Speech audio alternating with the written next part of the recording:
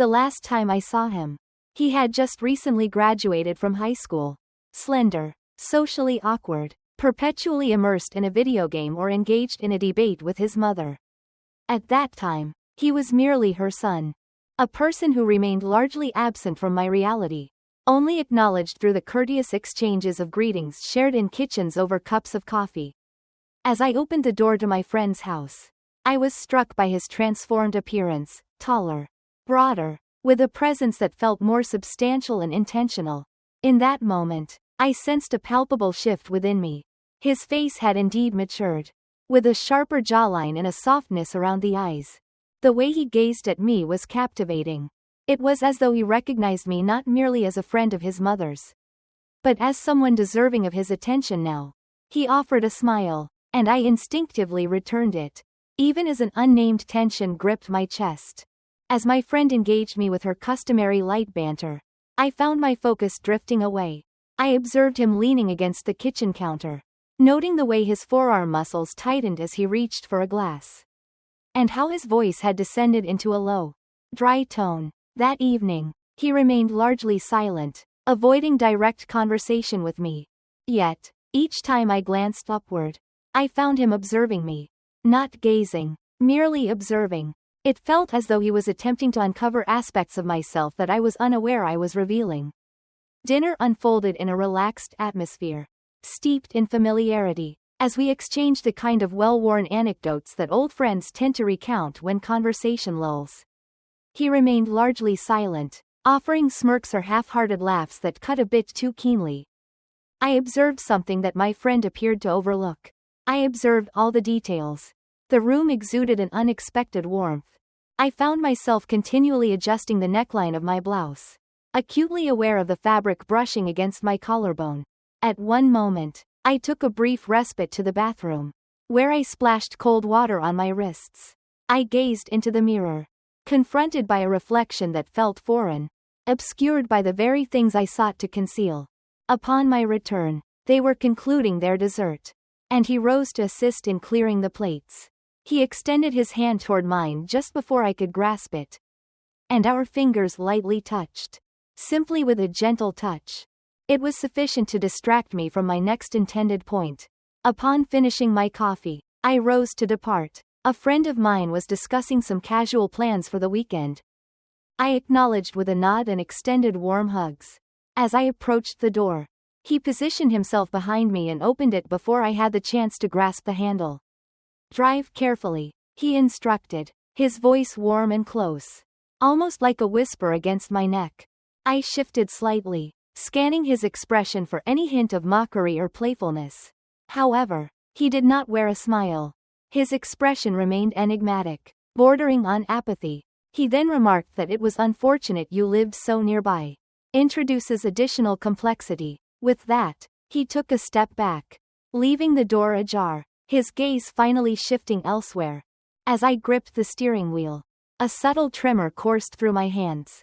I reassured myself that it was inconsequential. Merely a young man attempting to showcase his wit, pushing limits that were non-existent. That evening, as I disrobed in the bathroom, I began to perceive my own body in a new light. Not in a critical manner. Not in the slightest. It was accompanied by a level of attention I hadn't experienced in years. I gently traced my fingers along my collarbone, reminiscent of the way I had observed his gaze linger there earlier. I opened my underwear drawer and paused, gazing at the white lace that had remained untouched for months. A feeling awakened within me. Not merely a memory, but rather something akin to anticipation. My husband was already nestled in bed, half asleep, engrossed in something on his tablet. He glanced upward, offered a fleeting smile, and then redirected his attention to the screen. I reclined next to him, quiet and partially attired. He was unaware. Perhaps he was aware but opted not to inquire. That has been our recent approach to work. Subtle and courteous evasion of matters that eluded precise identification. In the shadows, I revisited that moment at the door. His voice was near my ear, the momentary silence preceding his words. I anticipated his presence. I anticipated our paths would cross once more. Deep down, I recognized, despite my efforts to deny it, That a part of me desired that more than anything else I had craved in weeks. As I shifted onto my side, turning away from my husband, I gently pressed my thighs together. Gradually, with subtlety, it wasn't precisely desire, the lingering sensation of recognition. That, I believe, was what I had been lacking all along. I hadn't anticipated encountering him again so quickly. The thought had remained with me since that evening, subtly weaving its way into the quieter moments of my days. As I fold laundry, prepare dinner, and even brush my teeth with my husband by my side, the thought was unwelcome. It resembled static lurking just beneath the surface. The subtle, persistent murmur of a light glowing softly in an adjacent space. Yet, life, in its subtle harshness, appears to recognize when a transformation is occurring within you. It was a Tuesday. It stands out in my memory as it was the designated day for laundry. I had exited the house in a rather careless manner. A cotton dress, makeup-free, hairstyled in a relaxed and unremarkable manner. I visited my friend's home to return a baking dish. I had no intention of remaining here. Initially, I didn't bother to knock. I entered through the back door, just as I always had. She was not at home. The house remained silent. I paused in the hallway, dish in hand, prepared to place it on the counter and quietly slip away without drawing attention. However, he was present. I was unaware of his presence. He emerged unexpectedly at the threshold of the kitchen, barefoot and cradling a coffee mug, his eyes still heavy with sleep. "Hey," he said, his voice gravelly from sleep. "I didn't notice your arrival. I was merely delivering this." I responded promptly, raising the dish slightly as though that clarified everything. He entered the kitchen and leaned casually against the counter. His t-shirt adhered in ways that challenged my ability to maintain focus. He appeared as though he had just rolled out of bed, not quite attired for visitors. And for a brief moment, I felt a sense of embarrassment standing there. A married woman, nearly twice his age, grasping a dish reminiscent of a suburban stereotype. "Would you like some coffee?" he inquired. I ought to have declined. Every part of me was aware of that. However, I acknowledged with a nod. He proceeded at a leisurely pace, seemingly unaffected by his surroundings.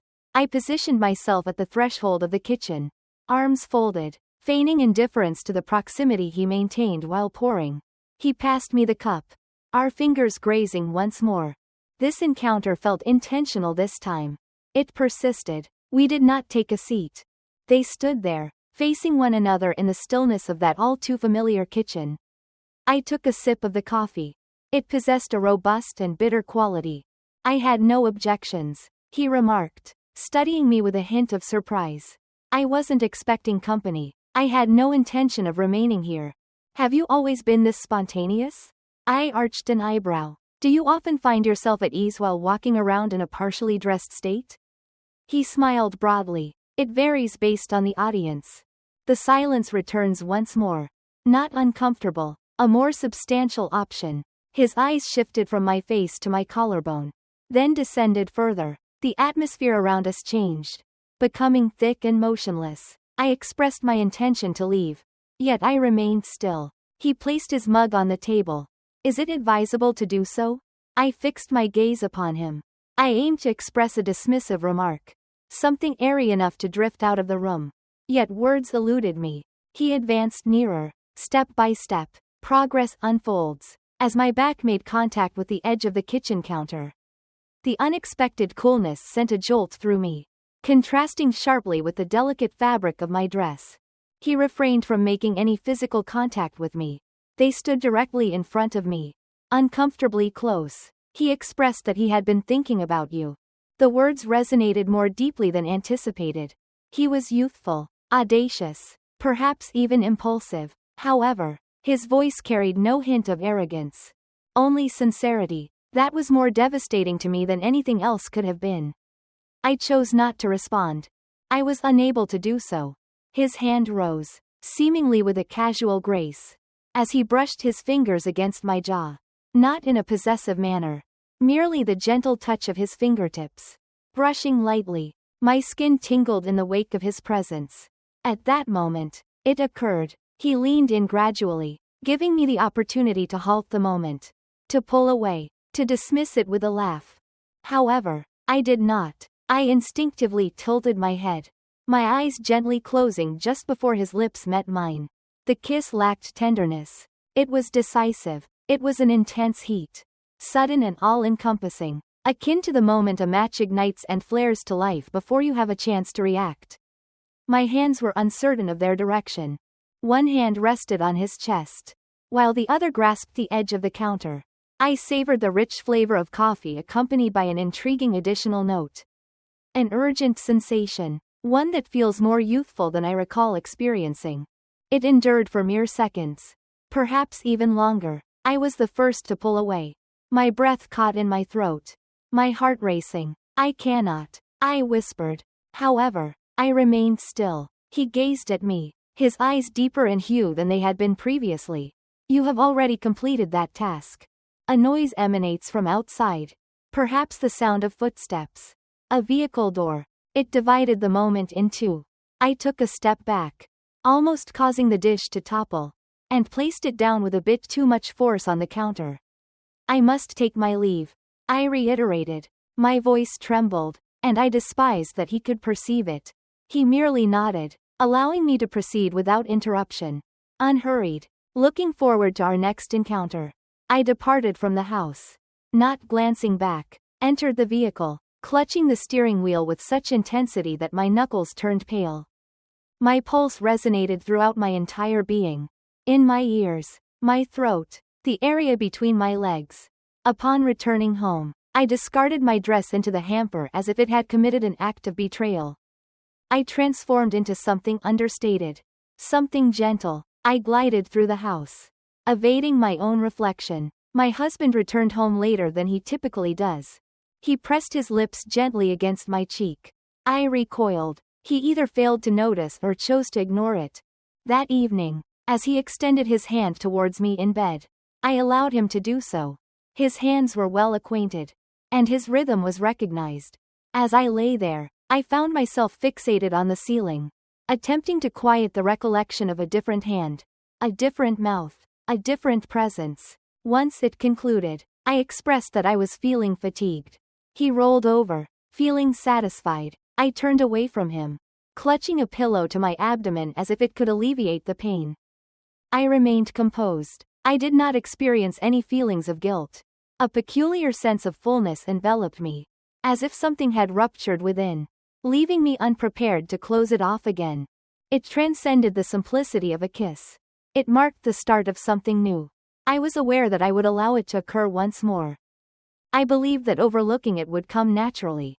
I wished I could store the memory away in a secluded, inaccessible part of myself and continue as if nothing had changed. I had accomplished it previously.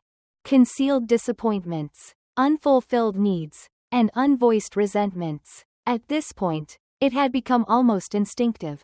This situation was distinct. The kiss had imprinted itself upon my skin. The imprint of his lips lingered on mine, accompanied by the gentle pressure of his fingers against my jaw. The lingering taste of him remained in the mornings, and I could still feel his presence in the warmth that blossomed beneath my clothes whenever I caught sight of my reflection. I attempted to set it aside. I reassured myself that it had been an error in judgment, an unexpected occurrence, an unwise indulgence that held no significance. Nevertheless, I experienced a moment of hesitation as I walked by his street, taking a moment to pause, awaiting the arrival of his vehicle, curious if his recollection aligns with mine.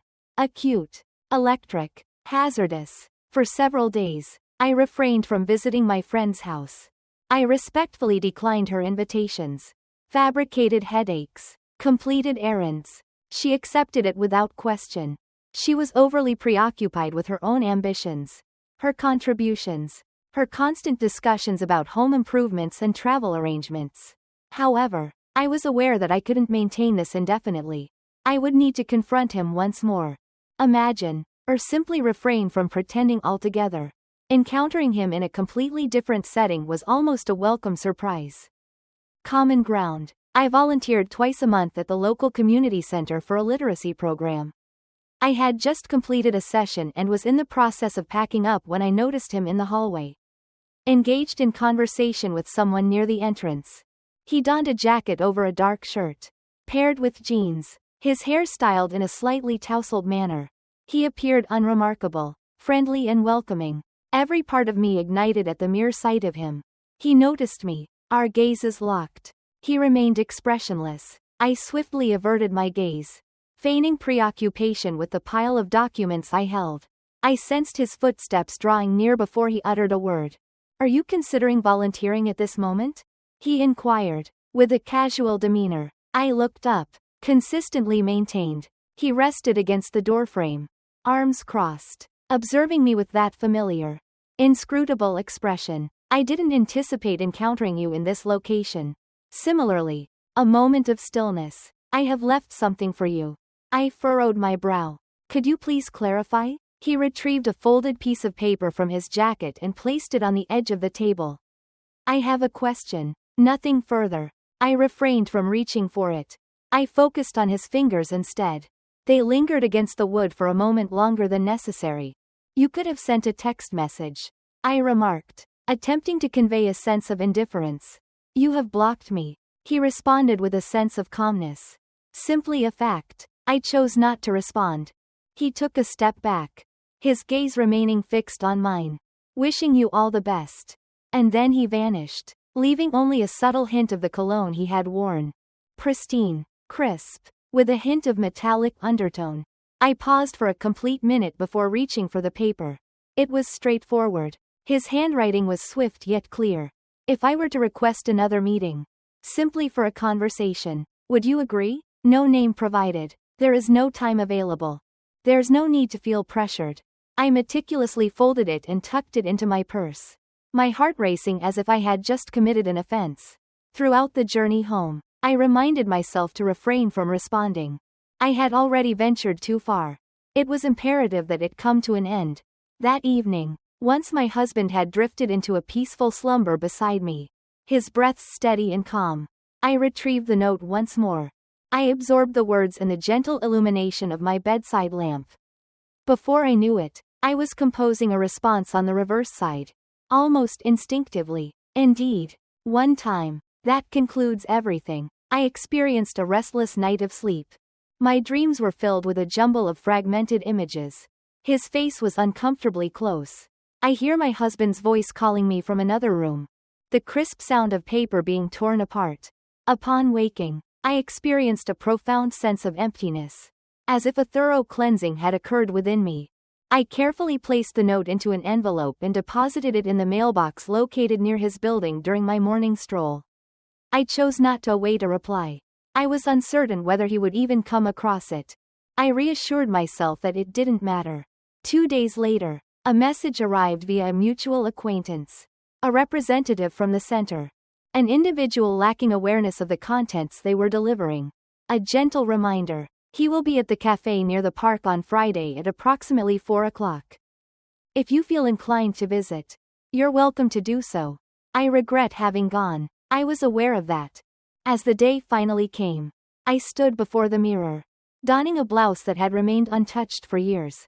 Luxurious cream fabric, short collar, sleeves that embraced my arms. I selected earrings that swayed gently as I moved my head. I donned the perfume that I typically reserved for special anniversaries. As I entered the cafe, a wave of nerves tightened my stomach. Yet my hands remained calm and steady. He was already present, positioned at a quaint table by the window, a cup of coffee before him, his phone remaining untouched. As I drew near, he lifted his gaze, and for the first time, I noticed a distinct change in his expression. Not playful antics, lacking confidence. However, it resembles a sentiment of gratitude. "Hello," I remarked, settling into the chair across from him. "You have arrived." I stated my intention to do so. He nodded, observing me intently. "Your appearance has changed." Positive distinction. He wore a sly smile. "Extremely." The dialogue commenced with a sense of discomfort. Our conversation meandered through trivial topics, reflecting on the transformations in the town, discussing the weather, and touching upon his temporary position at a design firm. Yet, beneath each word, the atmosphere surrounding us throbbed with unexpressed realities. With each forward lean, I could feel my breath hitch in my throat. Each time his knee made contact with mine beneath the table, I found myself losing track of my own thoughts. He failed to bring up the kiss. I did not either. As I approached the conclusion of our conversation and reached for my coat, he remarked, "You know, you never addressed the second question." I stood still, unable to move. "Could you clarify which second question you were referring to?" He maintained eye contact with me. "Would you like to experience it once more?" I gazed at him, my heart pounding in my chest. He mentioned that he hadn't voiced it aloud. "However, I believe you caught wind of it regardless." I rose gradually, adjusting the front of my coat with care. "What leads you to believe that I haven't already provided a response?" He inclined his head. "Your presence remains evident." The late afternoon sun cast a golden hue upon the pavement outside. The air was crisp, yet I could feel the heat radiating against my skin beneath my blouse. I made my way home, unwavering and resolute, not pausing or glancing back. That evening, I found myself once more standing before the mirror prior to retiring for the night. I gently brushed my fingers against the earring, which continued to dangle from my ears. I removed my blouse, folded it with care, and returned it to the drawer as if concealing a secret. My husband called out from the bedroom, inquiring whether I had turned off the lights downstairs. I agreed. Despite my uncertainty, I settled into bed next to him, the lingering aroma of the cafe enveloping me, the resonance of a question still echoing in my mind, one I had answered not through words, but simply by my presence. I was aware. I had no intention of staying away. I did not inform him of my intention to come. There was a complete absence of communication, no confirmation provided, and no justification ready in case I reconsidered my decision.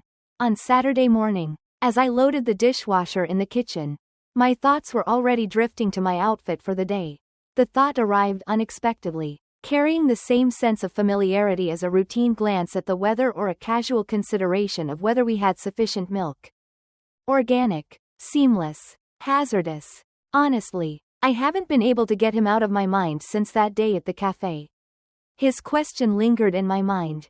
It lingered in my mind like a dense fog, blurring the clarity of once familiar thoughts. I navigated my routine with the precision of a meticulously programmed version of myself, performing laundry, running errands, and engaging in courteous discussions with neighbors.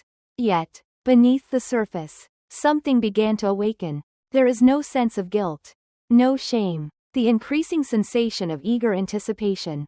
As noon approached, I found myself standing before my closet, uncertain if I was choosing an outfit for my own satisfaction or for his approval. I selected white, a blouse that had remained untouched for years. It had an overly soft and delicate sensation against my skin. I combined it with tailored jeans, low heels, and a coat that I reserved for moments when I desired to make an impression. Overlooked. Acknowledged. I informed my husband that I would be meeting a friend for coffee. He remained focused on his laptop, not glancing away. He inquired whether I would return in time for dinner. I expressed my uncertainty. This time, the cafe was located further away. This isn't our typical location. Nowhere near our previous residence. A place of neutrality. A touch of sophistication. More subdued. Upon entering, I discovered him already seated. There were 2 cups positioned in front of him. He did not smile immediately, simply glanced in my direction. Gradually, from the top of the head down to the toes, then returning to my face. The weight of that gaze settled deep within me. He remarked that you wore white. I took a seat. You requested it without making a formal request. You responded without uttering a single word. He extended his hand toward the coffee. I observed the motion of his hands, recalling how they had clutched the edge of the counter during our previous encounter. We engaged in conversation for a brief period. Light-hearted matters, as usual, merely sufficient to be deemed innocuous. His leg grazed mine under the table, and we both remained still. It was not part of the plan. What transpired subsequently? Perhaps it was. Perhaps we had both come to a silent understanding that the moment had arrived long before we were willing to acknowledge it. He achieved first place. He mentioned that he wanted to reveal something to me. A nearby local gallery. He described it as a pop-up event. I complied, not due to my belief in him, but rather because I desired to. The stroll was brief, merely encompassing the block, yet with each step, my breath grew increasingly shallow. He refrained from making any physical contact and limited his gaze to what was strictly required.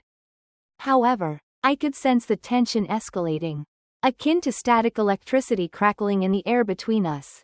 The gallery remained closed. He halted before it, casting a sidelong glance my way, accompanied by a subtle smirk.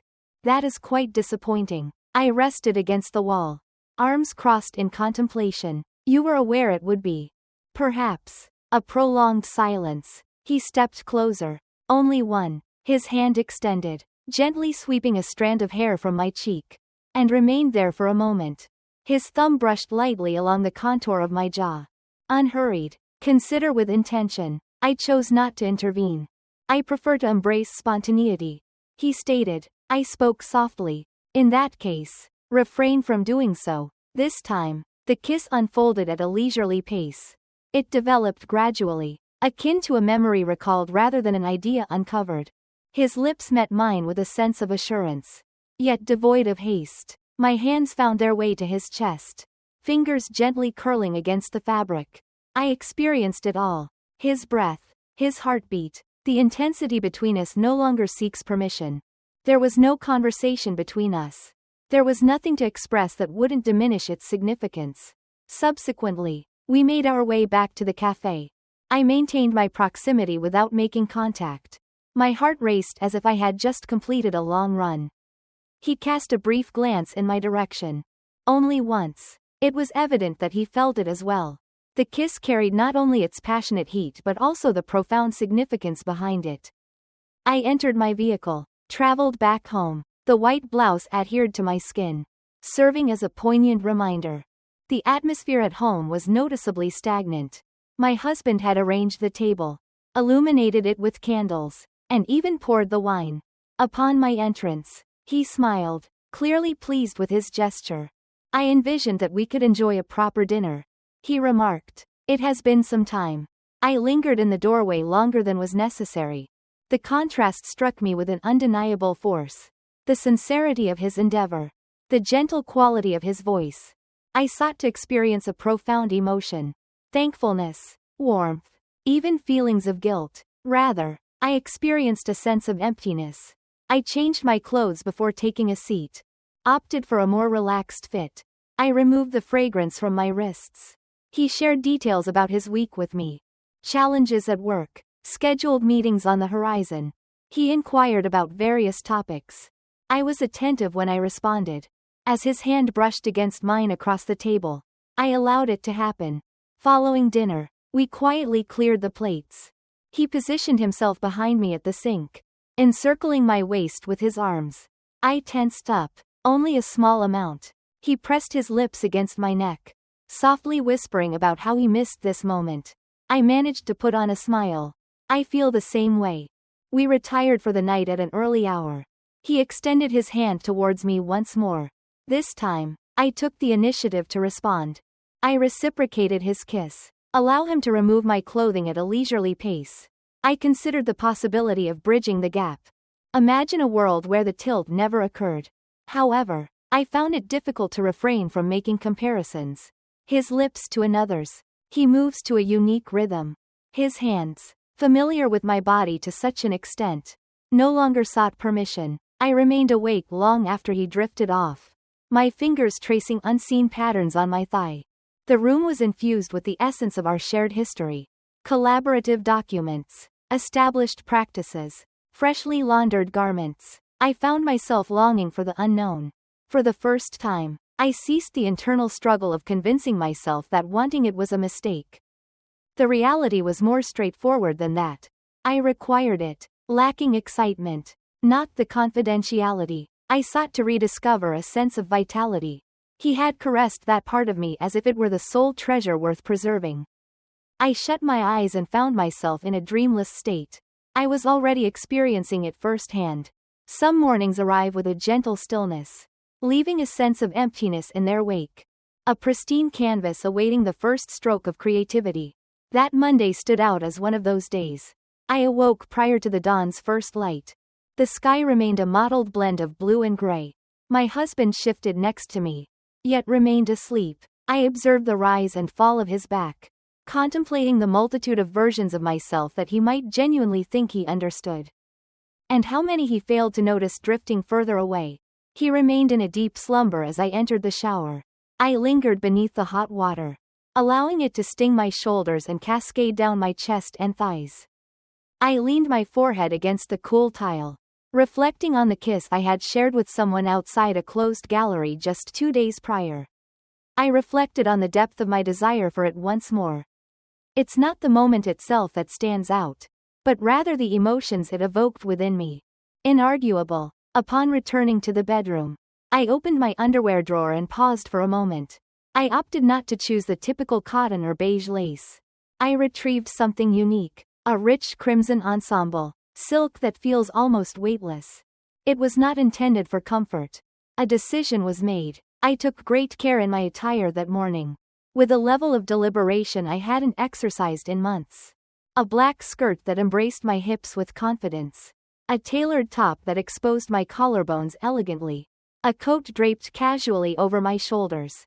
He had inquired of me once, silently. It almost hints at the fragrance I chose to wear. I put it on now. Not for the inquiry itself, but for the recollection of his voice when he posed the question. I informed my husband that I needed to run some errands. I pressed my lips to his cheek as we passed each other in the hallway. His scent was a blend of shaving cream and fresh orange peels. He smiled as someone who retained faith in the simplicity of everyday life. The location of the meeting lacked any romantic ambiance.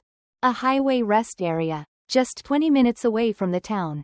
He had mentioned it in a casual message the previous night.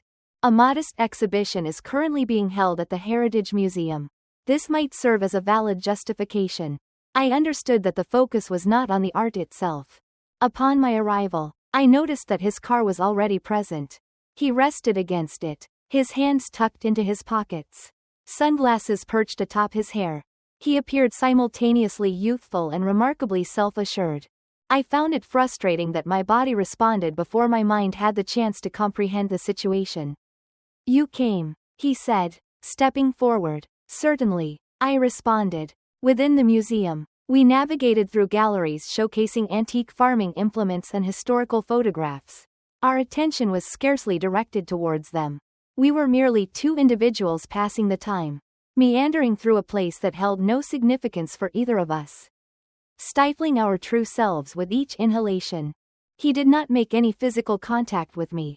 However, I sensed it intensifying, the quietude that lingered between phrases, the fleeting looks exchanged, and the subtle way his presence always felt a fraction nearer than appropriate.